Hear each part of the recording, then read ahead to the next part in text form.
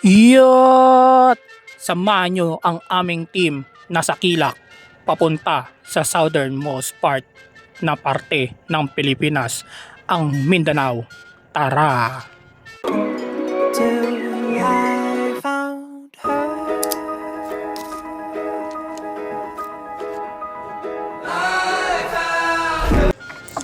Haha, meron na tayong pang-intro ng mini vlog natin. Nag-evolve na tayo mga man. At dito nga pala magsisimula ang ating kwento sa paglalaba nitong gagamitin natin na magiging kasangga ng mga paa natin. Itong sapatos tsaka tsinelas. Kasi nga pala, hindi nyo nga pala natatanong at wala nga pala nagtatanong. Pero sasagutin ko pa rin. Yung trip na gagawin natin ay aakyatin natin ang isa sa pinakamataas na bundok dito sa Pilipinas. At yun ay ang Mount Apo. Gamit lang tong basang sapatos na to at tsinelas na pinatuyo natin sa aircon. Sana matuyo to. Since nagmamadali nga tayo mag-pack, gagayahin natin yung mga nakikita natin dito sa social media. Yung kiniklik na lang yung daliri, yung pinipitik na lang yung daliri, tapos magiging okay na yung lahat. Nahirapan pa nga ako niyan gawin eh. Tapos yan, nagawa ko rin eventually.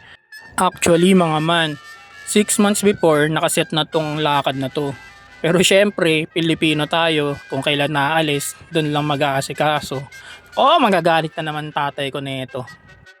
Meron kaming 6 months ahead of time para mag-prepare emotionally, tapos good moral, exercise, diet, financially stable, and good looking appearance. Parang ganyan. Yan lang talaga yung babanat natin dito sa akyat na to eh, yung pagmumukha ko.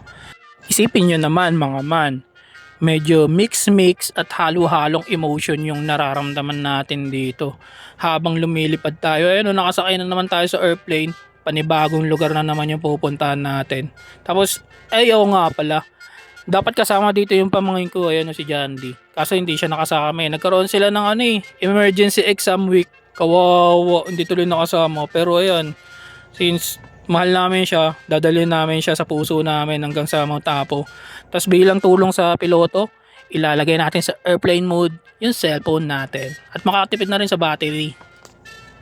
Di yan na nga. Andito na nga tayo sa The Land of Promise. Andiyan ka pa rin at nandito na kami. Iba yung pakiramdam dito mga man, grabe.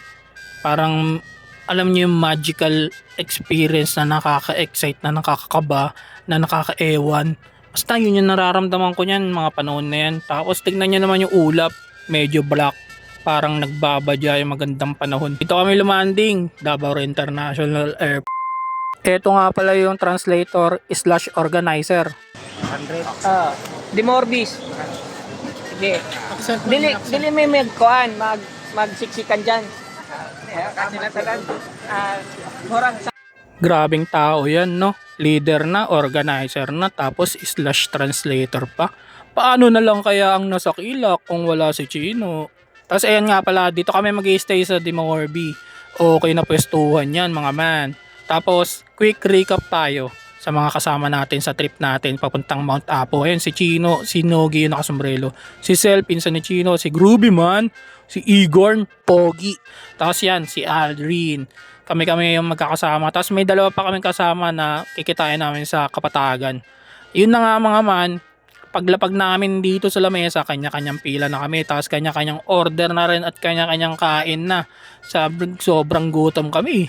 Diba? Sa plate pa lang, sobrang gutom na. Mamaya pa kami mag-check-in doon sa Dumorbi na magandang pwestuhan. Mga alas 9 pa ng gabi. Alas 7 pa lang ata yan. So, magkano pa kami tambayan. Tapos napansin ko mga man, itong kinainan pala namin, naging viral to sa social media. May parang nagkagulo dito eh. Basta search nyo na lang para may reference kayo sa mga pinagsasabi ko. Pas Eatery, search nyo. Pagkatapos naming tsumibog at mabusog, tumambay muna kami dito sa may tapat ng Ukay-Ukay. Dito lang rin to sa tapat ng Dimorbi. Ano pa lang kasi yan mga alas 8 ata. 9 PM pa kami mag-check-in. Yung Dimorbi. Bali sasakti namin 6 hours 9 PM to 3 AM.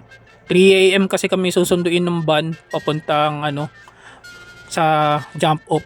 Tapos yun na nga mga man, ang daming ukay-ukay dito, solid. Kung may hilig ka sa ukay-ukay, kung ako sa'yo, mag-book ka na ng flight papunta dito sa Davao. Tapos dito ka na lang mag-ukay. Kahit weekly, okay. Kung weekly gusto mo mag-ukay-ukay, okay dito. Panalo. Kasi pagbalik mo, dapat mag-check-in baggage yan ng 40 kilos. Tapos na nga, nakapasok na kami dito sa The Morbi. Ito nga pala yung kwarto ko. Solid dito. Pang ano talaga. O, tignan nyo yung laki kung gaano kalawak. 2 feet lang. Tapos 2 feet and a half ata yan, diba? 2 feet and a half na literal. Tapos tignan nyo naman, sulok lang. Matik na, kama agad pagpasok ng pinto. Ganun lang. Testuhan lang talaga. Tamang landingan lang talaga to kung may lakad ka kinabukasan. Tapos dito ka na matutulog, pwede na to mga man. Tapos mura lang dito. So sabi na, tapos may aircon pa, di ba? Tapos meron pa yung salamin na yan, magbaliw-baliw ka dyan. Parang ako. So yun lang. See you next vlog. I love Goodreads.